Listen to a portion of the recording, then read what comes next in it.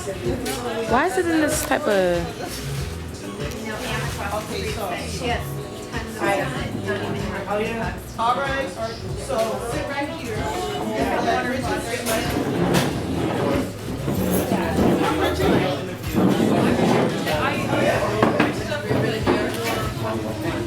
Okay, so now.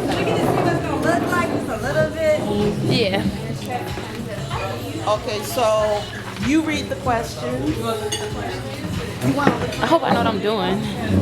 I'm gonna ask you what is your name, where do you work, and then. I don't work right now. Okay, that's what you said. I'm not working right now. Who are you? Then Where do you Rosa work? Parks? Where do you live? What role did you play in the And then they ask you how important it is.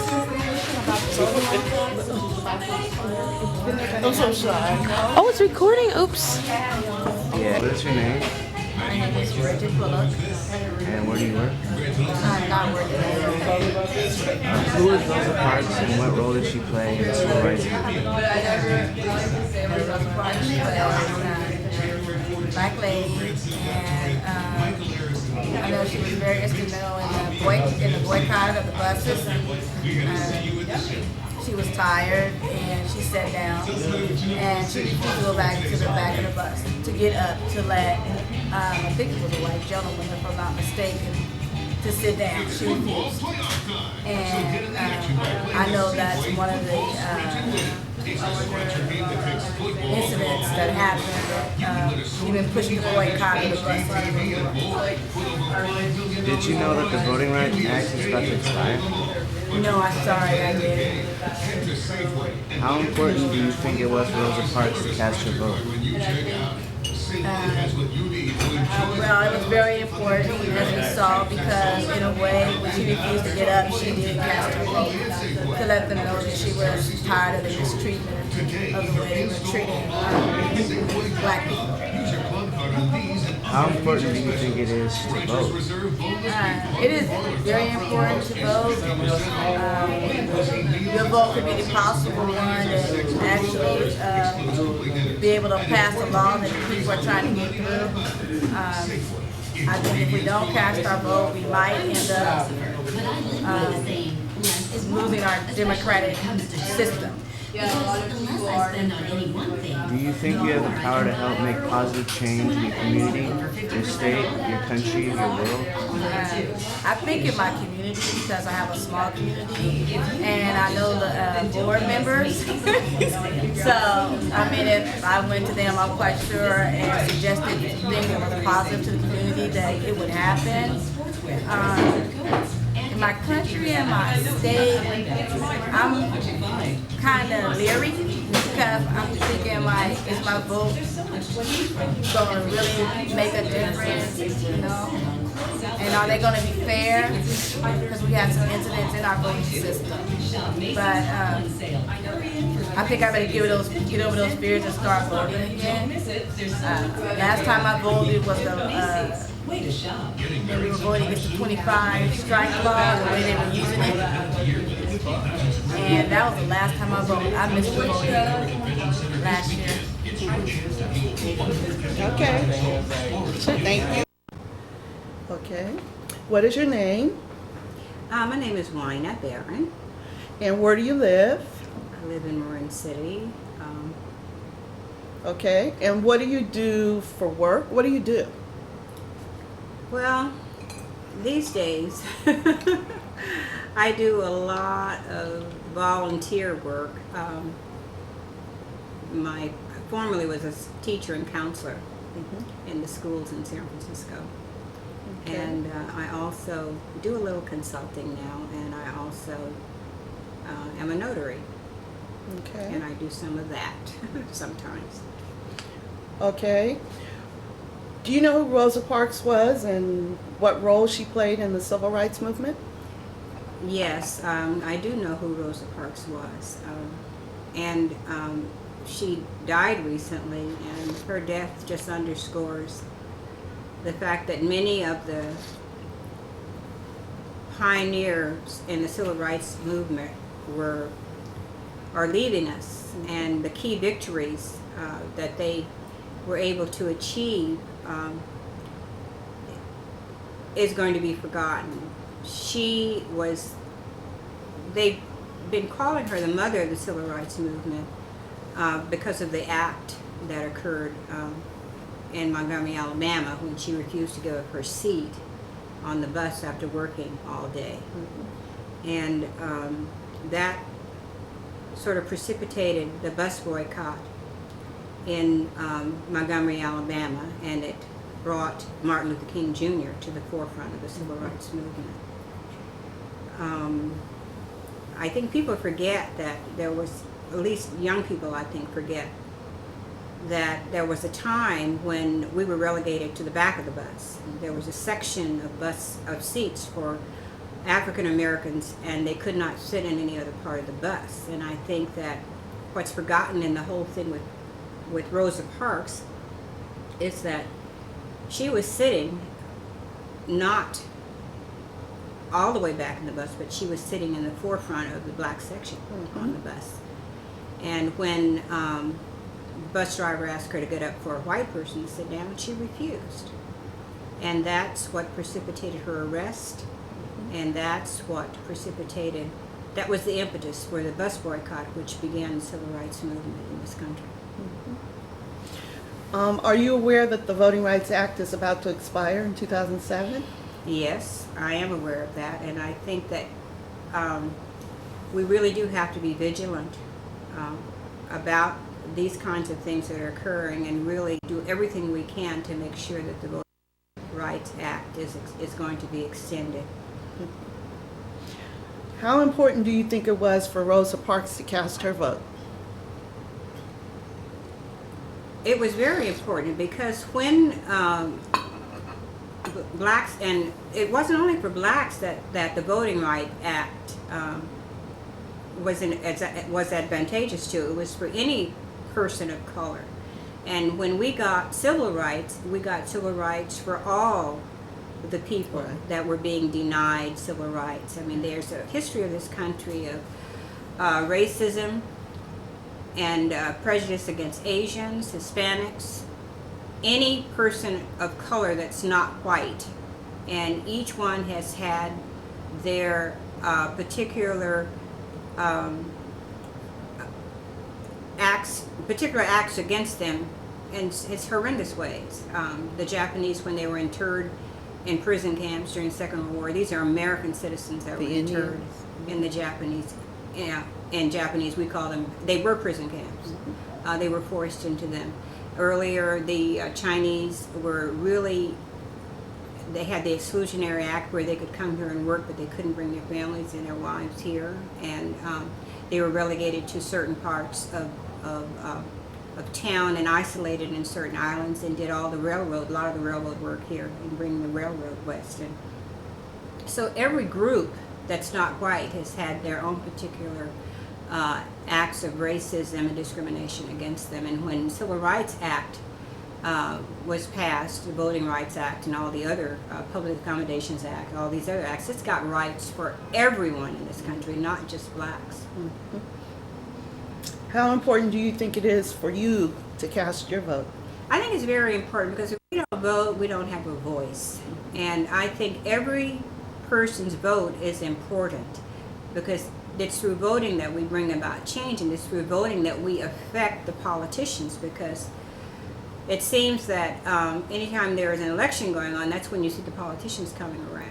And so we need to know which ones are going to be positive for our causes. And so I think, in going back to Rosa Parks getting the vote, that really precipitated a lot of changes, because when the blacks got full voting rights, they were able to send their own representatives to Congress and send their own senators to the Senate. Right.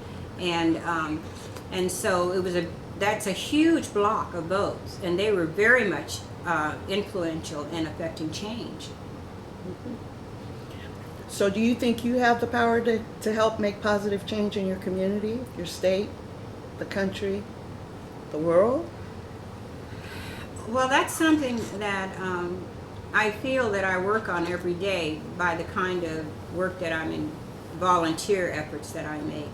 I've done a lot in the past that was probably more visible But I do feel that the work that I do by really supporting our libraries for our children, really pushing to have the computers available, helping to raise money so that our library here in Marin City can be as well established and as well stocked with books and all kinds of literature, particularly African American literature and culture and the arts, because we are the center for that in Marin County, in the county library system, and working with the youth, at-risk youth, and introducing the arts and this kind of thing, and working through the Performing Stars on their board, and working with the Marin Interfaith Council, trying to bring about different kinds of acceptance and in a community understanding. Okay, thank you, Juana. All right, what is your name? My name is Dr. Virginia Green Edwards. And where do you work, or what do you do? I am a retired teacher and administrator, but I do a lot of community service work. I'm on 2 boards, the Salvation Army Advisory Board in San Rafael and the Performing Stars Advisory Board in Marin City. All right. Do you know who Rosa Parks was and the role she played in the civil rights movement? Yes, Rosa Parks was one of the people who brought down the discrimination that existed on buses in the South. I grew up in the South, so I was well aware of what was going on there because I lived that experience myself. Mm-hmm. So you were there when the bus boycott was going on? Well, I was in college at the time. Okay. In Richmond, Virginia, and we used to demonstrate because the same situation existed in Richmond, Virginia, where if you got on the bus and regardless of whether the bus was empty when you got on, if the bus filled up with whites, you had to give up your seat. Okay. But my generation started rebelling. It was in the 50s, between 55 and 59. Okay. Mm-hmm. Are you aware that the Voting Rights Act is about to expire? Yes, I am, and I really am sorry about that because people didn't think about that when they were voting for the current president. How important do you think it was for Rosa Parks to cast her vote?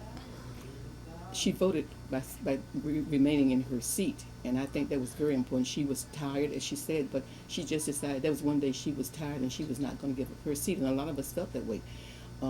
With the restaurants, the same way. We, as students, we decided that we were not going to go into a restaurant and have them tell us they don't serve us. And so when I was a college student, my freshman year, we went into White Castle, and they said, we don't serve niggers, and we said we didn't ask for any either. Okay. How important do you think it is for you to cast your vote? I think it's very important for not only me, but for everyone who is able to get up, and those who stay in and they can't get out, to get an absentee ballot to vote. Because when you vote, although some people think that your vote doesn't count, it really does. And this is what happened in the last election. People didn't realize that by voting for George Bush, they were voting to replace those Supreme Court justices, and we have this dilemma that we have now. Mm-hmm. A lot of our rights are being threatened.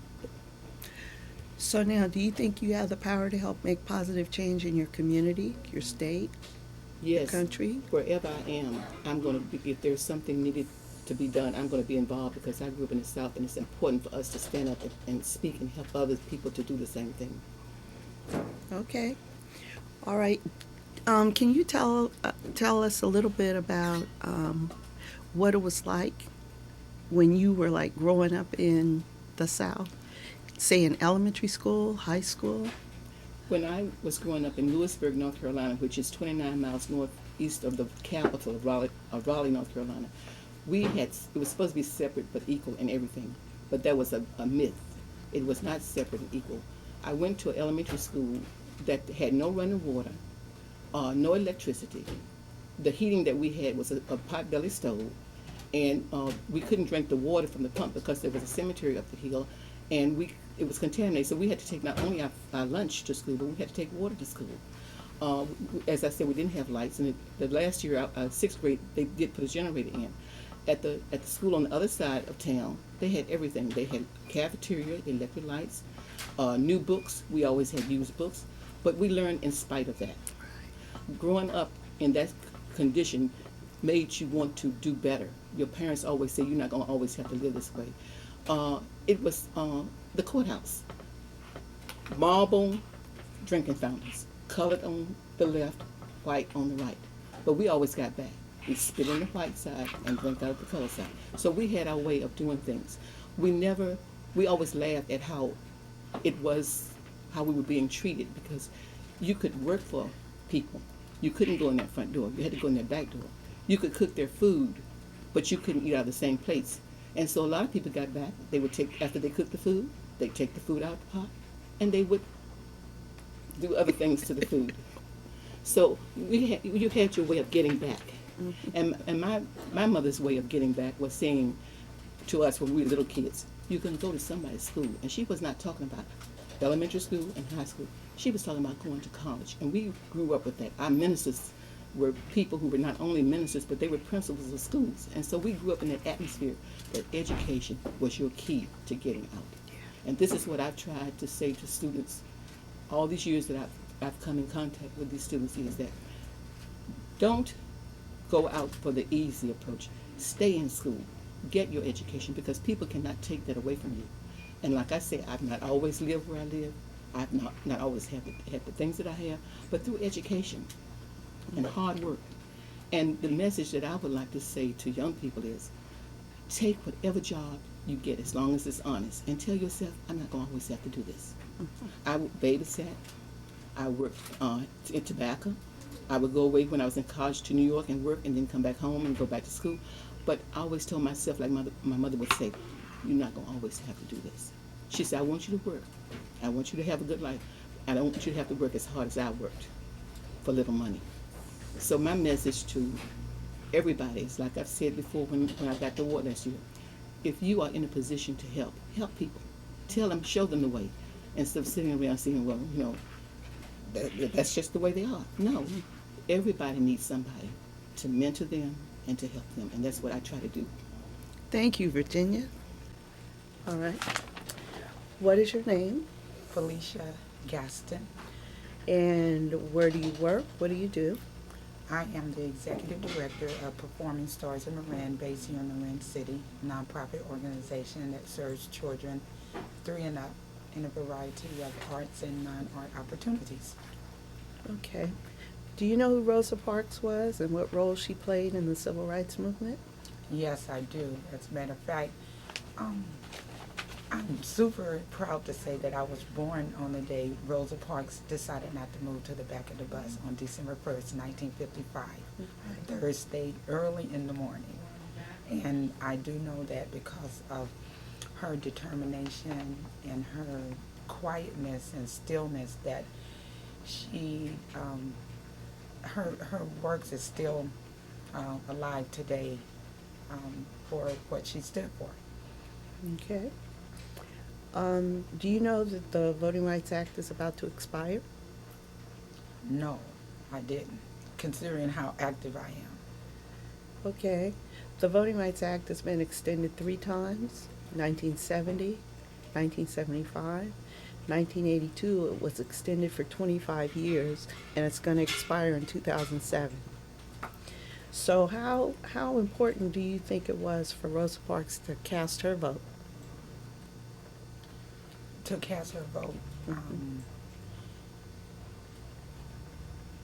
Well, I feel that she, along with many others during that time, she played a major role amongst other people who made it possible for us to be doing what we're doing today, for us to have our rights, for, when I say us as black people, to be involved with a lot of different activities for the fight against segregation and many more. How important do you think it is for you to vote? Oh, super. It's like embedded in me because I know of so many people who died, and it's just something that you have to, it's just something that you should do. It's a natural thing to do. Do you think you have the power to help make positive change in your community, your state, the country? Oh, definitely. I know the work that I'm doing now with children, especially children of color, low-income children, multicultural children, letting them know that they have the confidence, the ability, the That's okay. awareness to be involved, getting them at a very early age. Being the fact that I grew up in a time of segregation and I knew what it was like not being able to participate, not being able to take ballet lessons, having to sit in the balcony at the movies. This is the kind of thing that we have overcome, but there's other issues that children and need to know that they can, but they have to be equipped with the proper education and resources to make change. Anything else you want to add? I'm just proud to be working in a community like Marin City and proud to be part of positive events like this. Thank you very much. Thank you, Felicia.